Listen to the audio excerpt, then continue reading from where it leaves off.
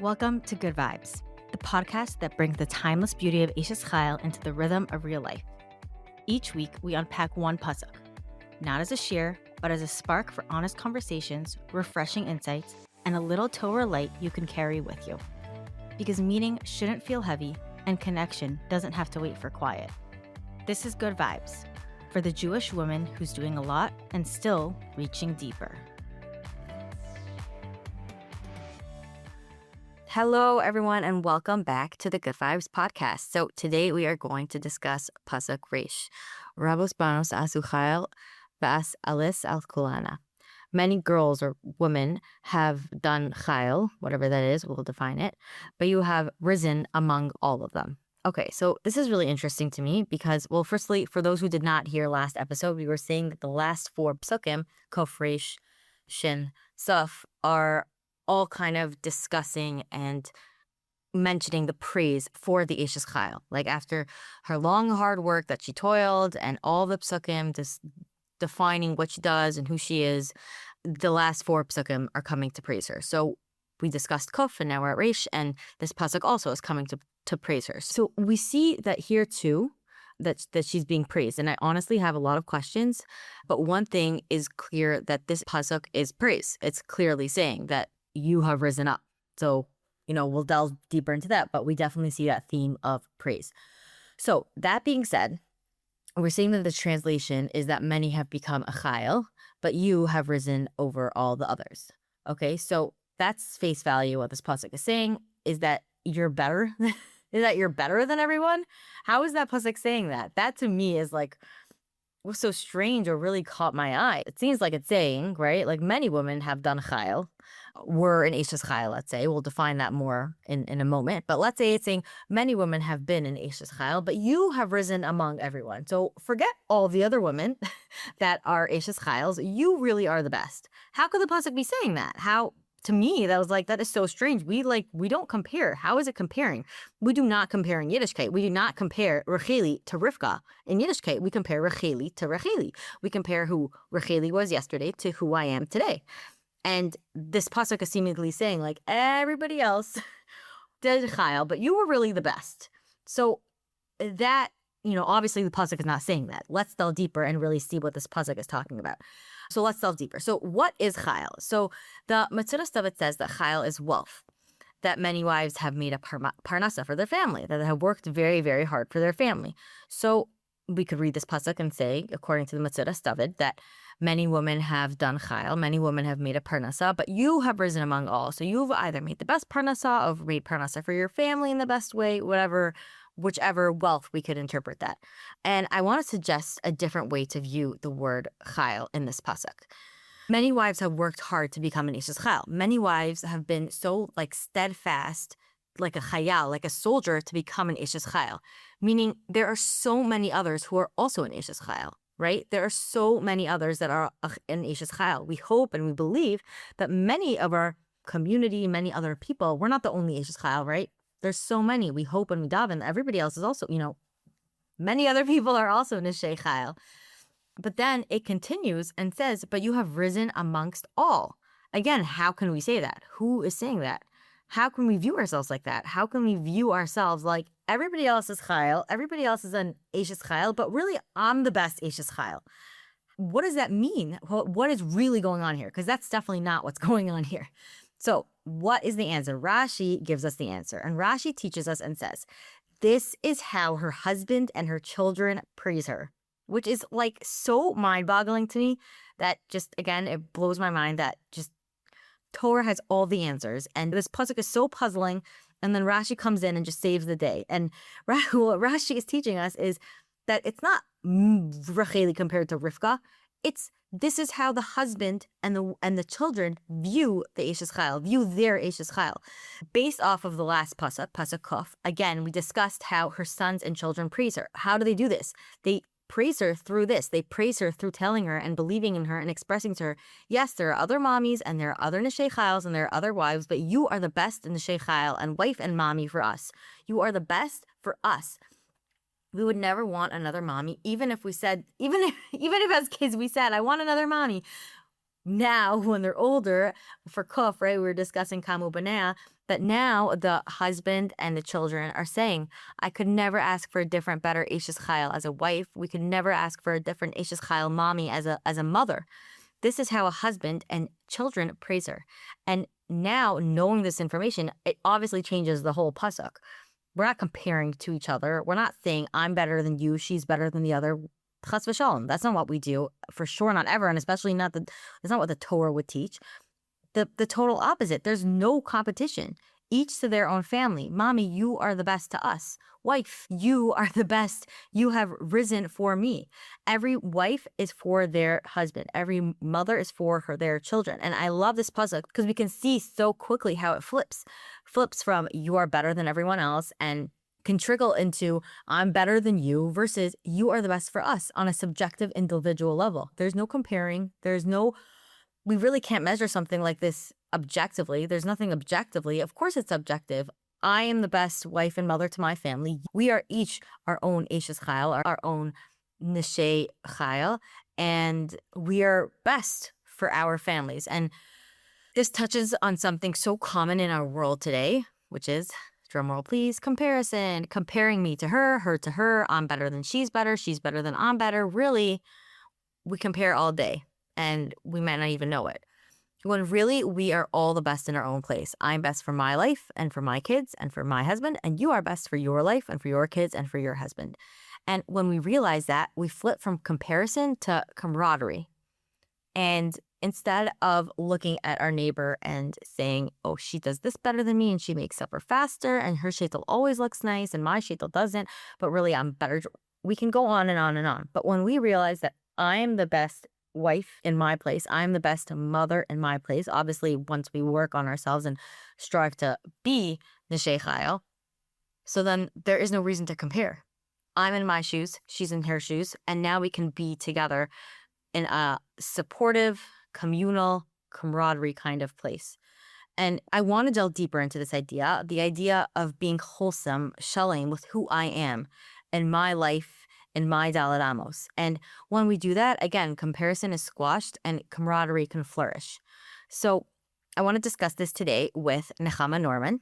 Nechama Norman is a Lakewood, New Jersey-based residential realtor, founder of Women Earning We Initiative, and passionate advocate for women to build thriving careers, stronger families, and meaningful lives rooted in Torah values. Through her work as both a realtor and nonprofit leader and other community initiatives, Nechama has had the unique privilege of learning from a rich resource of women and witnessing the countless ways they build their homes, nurture their families, and strengthen their communities. Okay, I just want to interject here and say that I've known Nechama, and Nechama does like way more things than this. She also is a trained Kala teacher, and she's always busy doing whatever chesed. Like she always posts and stuff for Aim Leah drivers, and she is a community leader. She is also a realtor and also started We Initiative, but she is a community leader and she has seen women in various different settings. So welcome, Nechama, and we're so excited that you are here with us. Thank you so much, Rachelli. I'm so honored and touched that you invited me to be on. It's a really beautiful topic that I'm very passionate about. I love that helping women, connecting with women, and seeing women flourish and grow. And it's a real honor to be here. So thank you. Amazing. Okay, so let's just start with you sharing your thoughts on this whole idea in general. I want to hear your thoughts. Okay, so I happen to love this pasuk. I know it's a little bit confusing to some people, but I happen to really love it. I sat down and I opened up Sefer together with my husband. We were learning together. I appreciate that opportunity that you gave me to learn together with him. And we started going through this pasuk, and something that really struck out is that when it says many women have done chayil, but it says that you specifically, you have risen above all of them. So I want to first just take a step back, and I want to say that Eishes Chayil is so interesting because we sing this Friday night as we're ushering in the holiest day of the week. We're bringing in Shabbos, and we're talking about a woman who is a incredibly successful businesswoman. She is savvy. She is successful. She has everything together in her hands. Like, she's incredible, this woman. She's a businesswoman. And we're praising her as a businesswoman as we usher in the holiest day of the year. The biggest, beautiful, most connected moment that we have with Hashem is Shabbos, and we're starting it by praising a woman as a businesswoman. So that in of itself, I think, is a little bit, like, it's questionable. Like, what is going on over here? I saw something really beautiful from the Misudas Zion, just on this pasuk, and I felt like it really connected with the idea of Eishes Chayil. When we say the word Asu Chayil, many women have done this. It's actually interesting because the Misudas Zion is saying that this word is actually a reference of a word that Avram Avinu and Sarai did when they did Kirov. It says Asu, and it says that they created people. And it's referencing Sarai, how her greatest accomplishment was the people around her that she built and touched. And really, why is this a reference? Like, why is this whole Eishes Chayil, talking about gathering money and being successful in business? Shlomo HaMelech, he's using the word asu as the greatest earner, and she's so successful, but really the biggest difference that a woman makes in the world, and something that she's always going to be remembered for, is what she created with the people around her and all the lives that she touched. I thought this idea was just incredibly inspiring, because I think that something you were talking about a moment ago was about comparison, and how so many of us fall into this trap of comparing ourselves to others. And, it could be something even like something sillier, like, this woman's prettier, she's thinner, she's more successful than me, she has a calmer house, she's more spiritual. And we live in such an exposed world that it makes it harder to not automatically compare yourselves to other people. And, we live in communities. Many communities are built with people in very similar ages or types, whatever that means, where they're all doing the same thing. And it lends itself so easily to comparison. So it's like almost like we're comparing like our regular, like, Sunday evening. I won't say Sunday because Sunday's a hard day for all moms. We're comparing our regular, ordinary Tuesday to somebody else's, like, highlight that you see, like the grand moment. And it makes you feel so insignificant and so little. And that comparison just quietly steals so many people's joy. And it convinces us that really someone else's gift somehow could diminish our own. And really, I think it's so important to know that Hashem does not create copies. I think like that Joey Newcomb song of Happy Birthday, it's like, if you listen to the words, it's so beautiful. It's like, it was the day Hashem decided that the world couldn't exist without you. Every single person is special. And like you It's brought said, down from Rabbi Nachman. right, Yeah, it's based off right. of He it. just made it into a song, so it's Yes, fun. exactly. So it's catchy. Yeah. So I think that that point that you brought up, which I thought was so beautiful and really empowering for a woman to think, is that like in her home, she is that special person. She is the mother that is not replaceable. She is the wife to her husband. Like, that's her role, and she's unique in it. And no one else could take that role. Like, someone else could be that Eishes Chayil who's putting together an amazing deal, or who thinks of the most genius idea to run a business, or create something beautiful out of her hands. But that same woman is the woman who is standing by her candles, bringing in Shabbos, that looks like the regular same woman who's lighting candles in the next house and the next house and the next house. Because in her home, she is that irreplaceable wife and irreplaceable mother in her specific home.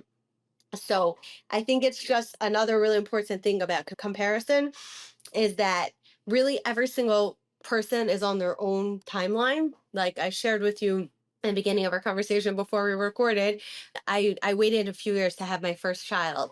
And like, I got married young, and I got married before a lot of my friends.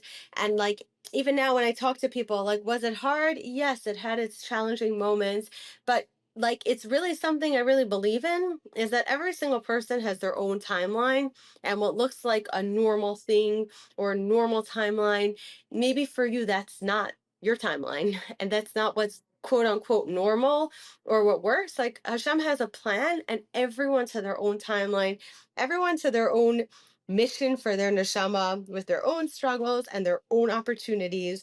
and their own tools, because everyone's success is going to look different.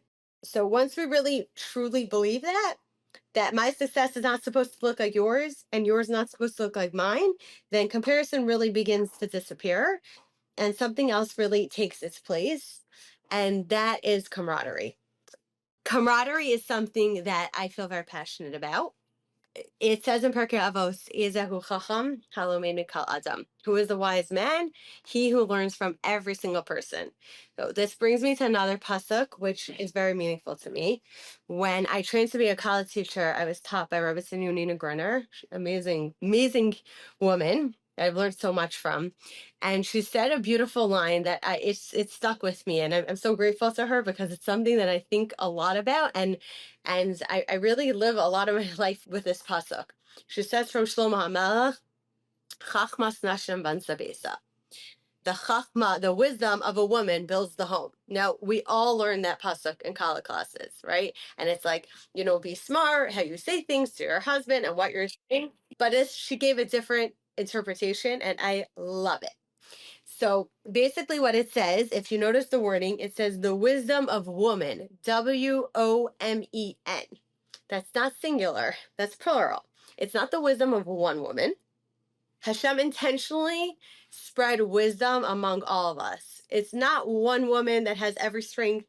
It's not one woman who has incredible patience, or one woman who knows how to organize her home so smoothly, or one who has insane, incredible emunah. Someone who's so good at communicating with teenagers, someone who knows how to balance work and motherhood, someone who is the most incredible wife to her husband. Every single woman has what I like to call her own trade secrets.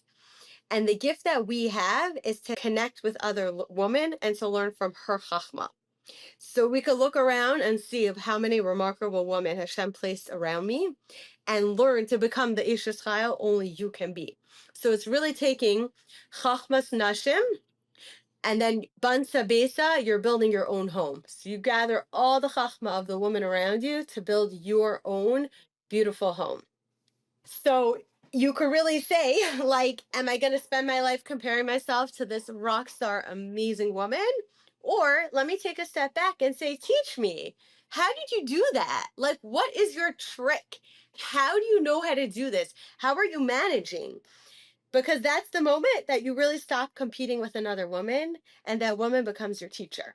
You don't become her, but you become a better version of yourself because you borrowed a beautiful idea that Hashem gave her. So it's really a better understanding of Chachmas Nashim Ban Sabesa, is that a Jewish home is not built only from one Jewish woman's wisdom. It's really built from generations of women who really, they're sharing their wisdom with one another. And that's really how Klal Yisrael has always grown. Like, if you think about it, it's Klal Yisrael always had, we say in Igeres HaRamban, Shma b'ni musar avicha v'al titach Torah imecha. What is Torah imecha? What is the Torah imecha that Igeres HaRamban is referring to? This is what he's talking about. He's talking about the chachma that a mother gives, and the grandmother gives, and the neighbor gives, and the sisters give, and the friends that give. Like, it's a village of women that are continuously giving to each other and enriching each other. And really, it's something I have a very unusual opportunity to witness every single day. Because besides for my nonprofit, which I'm going to talk about soon, I'm a residential realtor. And most people think realtors just sell houses, but I really say I get invited into people's lives in a very intimate way. And every day I walk into houses and I see people of every different background, every stage, and every single home and person really tells a story. And I often leave with something very special. Sometimes it's just like an amazing organizing tip, in a pantry, or like, a great idea, like a hack of like how to set up a room a little bit better. And it's like, oh my goodness, I'm going to borrow that idea. I love it. But sometimes like I leave and I feel very inspired. Oh, I once was in a house and it was people that were not, I didn't even realize they were Jewish. And then the wife started telling me that she's Jewish and she invited me in and I started looking around the house and I saw pictures on the wall of people that looked like very chashuv. They had beards and payas and the women all were covering their hair. And she's like showing me around and she told me that she married someone not Jewish and she has children and like they're completely not affiliated. And she showed me something and she said like this, she showed me silver like that they had and like heirloom things that they passed down to her. And she said, but I have something that's the most special thing to me. And then she goes to the cabinet and she takes out a sitter and she opens it up, and in the whole front of the sitter, she didn't even know how to read it, but I read it. I read it to her. It had a long list and it had Hebrew names, full Hebrew names, with a birthday and a yard site. And like I just explained to her what I was seeing, and like it was very touching, and we talked about it, and we left, and we came home, and my father came to visit. And I was talking to him, and I told him about this like this interaction I had, and he got a little bit choked up, and he was like, my father, he used to talk about his mother. He loved his mother so much. He was so close with her. His mother was killed during the Holocaust. They brought her and her children to the shul. They burnt the shul down. And he never saw his mother again. And he loved his mother. He used to always talk about her. And he said one thing he wished he had from her was her sitter. We all assumed it's like because her sitter was like her connection, her davening. And he said the sitter held all the information of the family. He said, what do you mean? He said the sitter was the family history. It was the family archive. In the sitter, it had every single child's birthday and anyone in the family, their birthday and their yard site. That's how they recorded it. The mother's sitter was how they recorded everything. I really like had a moment, like I felt so sad thinking like this sitter is like the heartbeat of the family passed down from generation, from mother to daughter. And I'm standing in this woman's home and I'm thinking like the connection just, this is where it ended. All these tradition of families. And then I didn't get sad from it because then I stopped and I thought like you know what, I'm blessed with the opportunity to be able to live my life differently, and I'm able to take that memory and take those birthdays and take those yard sites and perpetuate their memory and take all those beautiful amazing women and do something with it. It felt very encouraging for me to be able to build the continuation of my family and of the Jewish woman just from seeing that sitter. That's a fascinating story. So I want to just continue on the idea of Chachmas Hashem Ben Sabisa because I think it segues perfectly into the nonprofit work that I do for Women Earning Initiative. So people, they often assume that it's just about careers. And yes, we help women with their parnasa. That is our focus. We try to create opportunities, networking, education, mentorship, support. But really, it's really only a vehicle because our mission is really much bigger. Our mission is really to help women believe in themselves and believe in one another. When I first started people asked me like, why are you doing this? And what is different about this organization? Like, okay, I can't even give you a full answer because sometimes I'm like, I don't know why I do this. My life is very busy. It's very full. I have a lot going on, Baruch Hashem. I love to be able to help people. I'm very passionate about it. It takes up a lot of my life sometimes, but really, I wasn't looking to create a program. I was really looking to create a culture. I really, really wanted to create a place where other women's success was not intimidating. I wanted it to be something that was inspiring to other women. And I co-found together with, I'd be remiss if I did not mention my two co-founders, Yael Miller and Adina Belsky.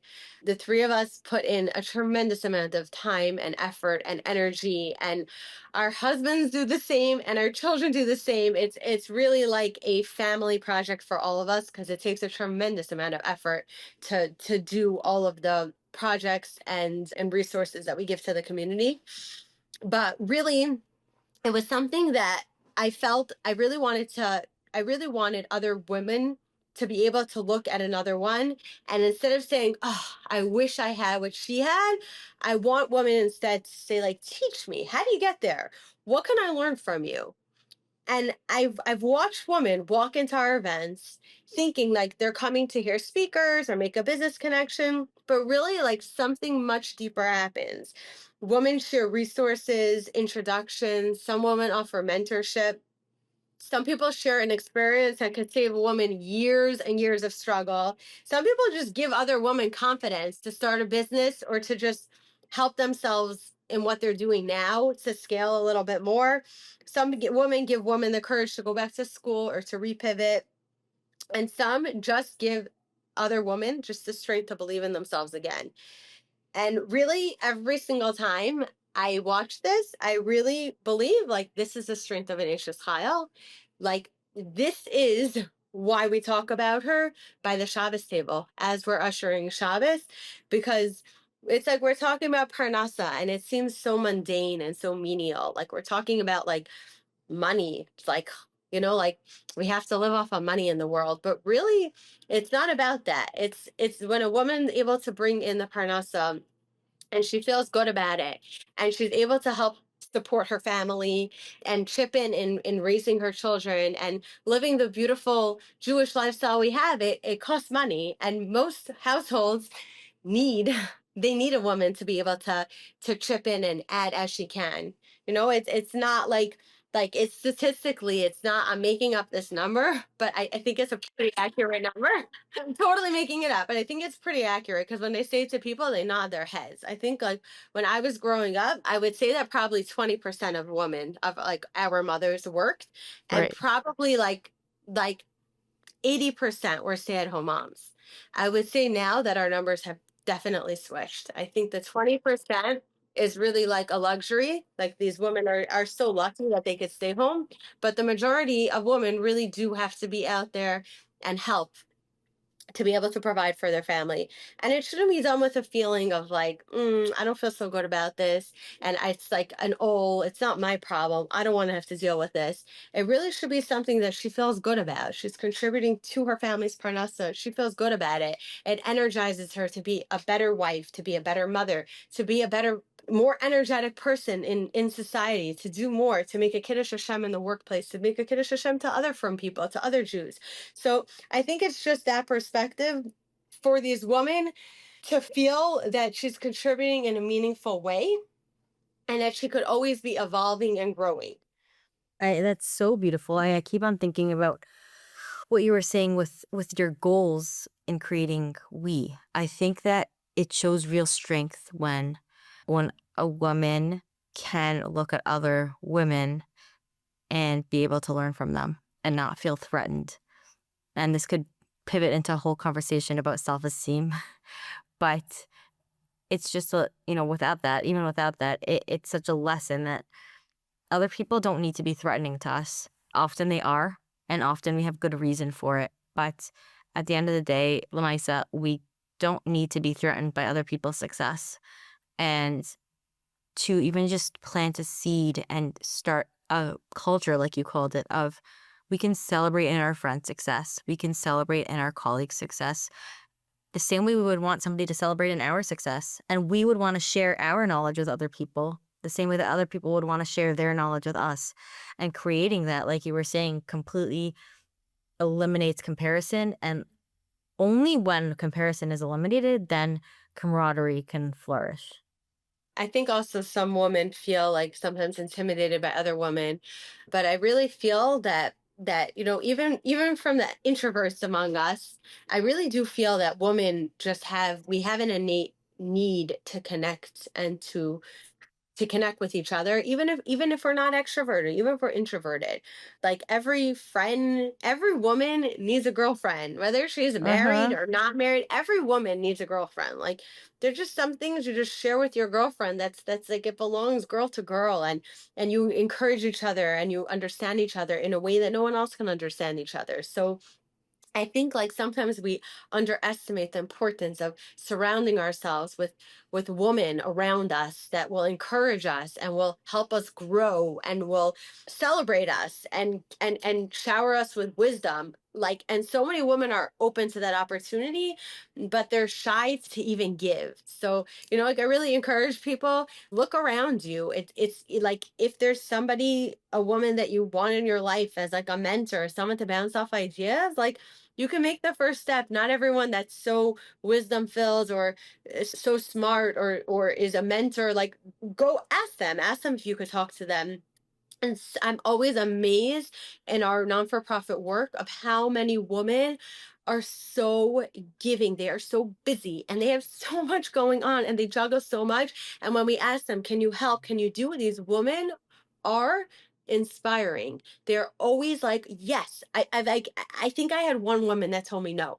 Every woman is happy, like, to give their time and to help other women flourish. It is absolutely inspiring. Some days I'm like, I get so much more out of this organization than what I give it, because seeing women like this, it's a true Kiddush Hashem to see women that want to help other women succeed and grow.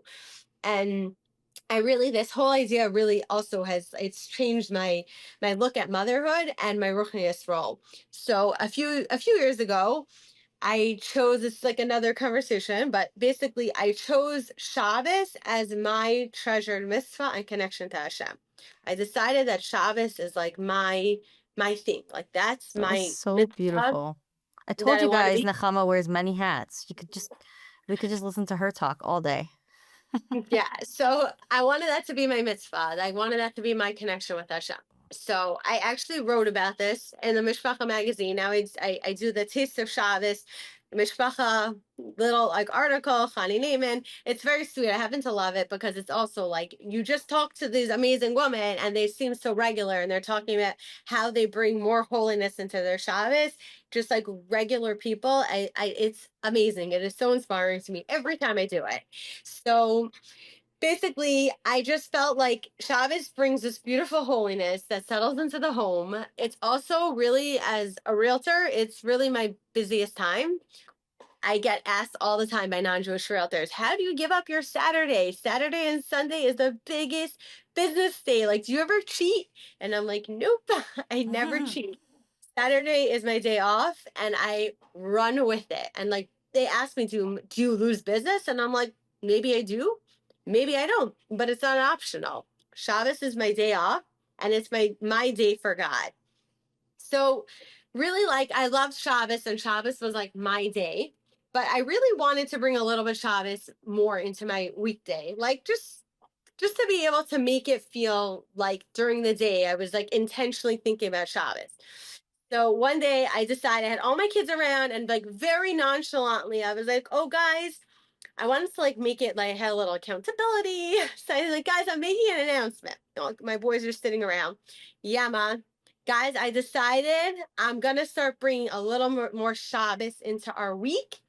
I'm going to join the Chatzos project, and Shabbos in our house is by Chatzos is Shabbos in our house. And my oldest Oh son my looks at gosh. me and he's like, such a puzzled expression. He's like, Ma, you've already been doing this for a long time. And I like started laughing because I'm thinking in my mind, this is like a brand new initiative. But to him, it totally wasn't. Like, this is like this is already who I was. And it was really like a moment that really stayed with me, because it really reminded me that our children do not become like what we announce and what we make ourselves accountable for. They really come from like what we experience. It's on our speeches. It's like our values much longer than before we announce them. And it's really something like, you think like, are they noticing? Do they even know? And like, really, it's like, yeah, they notice everything because they notice how we speak to people. They notice what excites us, what we prioritize, what we make time for. But really, our homes teach a long time before our words do. I'm very, very grateful to Sarah Figi Berkowitz of the Chatzos Project, because long before I officially joined her project, I apparently was already full throttle, as my son told me. But now I do it in a much more intentional way because I'm part of her whole project. And I really think that this brings us back to the beginning of our pasuk, where it says Eishes Chayil is being praised, like what you said, Rachelli, you brought it, by Rabos Banos Asu Chayil Va'atalis Kulana. And you said, who is this that's praising her? And you said it's her woman and her children. But really, our husband and our children are really the ones who witness the invisible work we do as a woman. They notice our sacrifices. They notice our 1,000 ordinary, what do we say, not Sunday, Tuesdays. They notice all of the little acts of love that we do and all of the little things that we do, because so many, all of us are just incredible women. We do so much. We have such full lives. We have so much that we juggle, but really, ba'atalis al kulana, but for us, husband, children, you are the greatest, because objectively, you're better than anyone else. No one else could have built this home. No one else could have mothered these children. No one else could have been the wife to this husband needed. Hashem really chose you. It's not by accident. It was his design. He didn't want anyone else in this home. He wanted you, and you doing your best and juggling everything that you juggle. We juggle so much, and sometimes we're so not kind to ourselves because we never think we're good enough, because the one next door looks like she's doing better than us, or our competitor looks like they're doing better than us. But really, you just like look inward, look at the woman around you as an opportunity to gain and learn from. You're not trying to win some invisible competition or become someone else. Really, it's just becoming more full of yourself, to become fully of yourself. And it's not having value of you being better than another woman. It's really fulfilling the mission that only you could fulfill. So beautiful. I love that. I love that. And I think that maybe to end off, if you could give us, Nechama, maybe one tip, one practical tip to implement, trying to start thinking like this, start acting like this. I always like making it practical for our listeners. So maybe just a tip of how, next time something comes up, you decide, you'll tell us the tip of how to start implementing this in our lives. Okay, so I know some people like feel maybe they're shy, and I brought this up as a point before, but I think that if you feel you have like a light to share, if even if you could be the one to reach out to people and share that light, like I don't know, I have a friend that just started doing like a Tanya class in her house. Like she's like, I never learned it before, and I want to learn it. So she found a woman who knows Tanya really well. And every Shabbos morning for 30 minutes, her children are a little bit older. The children all leave, and I invite women over. It's right before Kiddush on Shabbos. It's a longer day, and they all come and they learn together. She's not even the one that's teaching the class, but she's helping spread the light. She's spreading the gift to other women of learning and connecting with each other. I think also that a lot of us underestimate the connection of another woman in our life. So, if there's a woman that you feel that you'd want to be connected with, or if you feel like you want a mentor in your life, I've definitely am part of this college teacher world, and college teachers, like I have an image in my mind. I am not being silly. I have an image in my mind that when Mashiach comes, I think some of the leaders that are going to usher in Mashiach and be singing and dancing are college teachers, because I think that those women, I'm serious, they are the most special women in Klal Yisrael. They are from among the most special women in Klal Yisrael. These women are so deeply caring and connected in the Kedusha of Klal Yisrael, and they want to be there for these women in such a beautiful way. It is not like do my job and move on. These women are so connected. I'm connected with college teachers almost every single day, and the commitment and the dedication and the love that these women have to preserve Kedusha and to guide woman in the Toradic way, in the Toradic hashkafa, is mind-boggling to me. It's mind-boggling to me. It's not, you don't get rich from being a college teacher. You don't get these accolades and like levels. Like in my business as a realtor, you could be in the gold level, the platinum level. You could have recognition across the entire country. These women are not getting platinum level, gold levels. There's no recognition. You're not getting anything more than a beautiful chelik and olam haba for the dedication and like insane amounts of time that these women give to other women in Klal Yisrael. And like people ask me, who should they be connected with? Like reach back out to your college teacher or another college teacher. Let that be a mentor in your life, a woman you feel connected to, someone that anchors you in your ruchnius. I think that every single one of us, we could look at it as a brick. We're all a brick doing our own unique place. If you think about it, as a woman, you're building Klal Yisrael. So some bricks are visible, some are behind walls, some carry a lot of weight, some add beauty, but every single one matters. Every single Jewish woman carries a different brick. And I think every single Friday night, Eishes Chayil comes and reminds us that Hashem's reminding us of something much bigger than praise. He's reminding us that every single woman's irreplaceable. No one can fulfill her mission, and that no one else can diminish her because someone else shines differently. And it's also reminding us to look around the room and really say, like, what can I learn from the incredible woman that you placed in my life?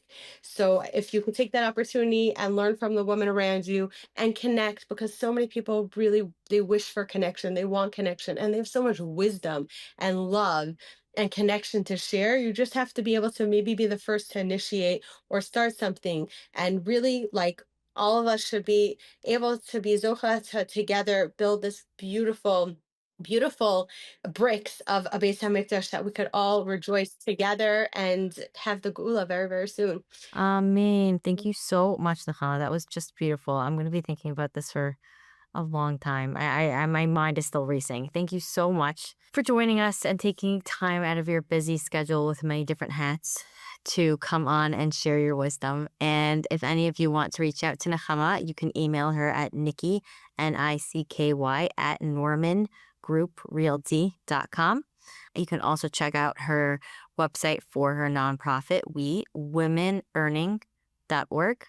And yeah, Nechama, anything else you want to add? No, I really appreciate the opportunity to be able to come, and I really hope that, even if woman feels a little bit less intimidated and feels less inhibited, to just be able to connect with other women and help each other grow and cheer each other on, then I'll feel like this was so worth it of Rachelli, like spending so much time trying to get me to come and speak. She has so much patience to be able to make this happen. But I really appreciate you inviting me on Of and just course. be able Thank to you. share the mission of helping other women and connecting to Hashem through that way. So thank you for the opportunity, and may we all be zocha to be real, true Neshei Chayil. Amen. Thank you so much. And thank you so much, everybody, for listening. Stay tuned for some more good vibes. Thank you.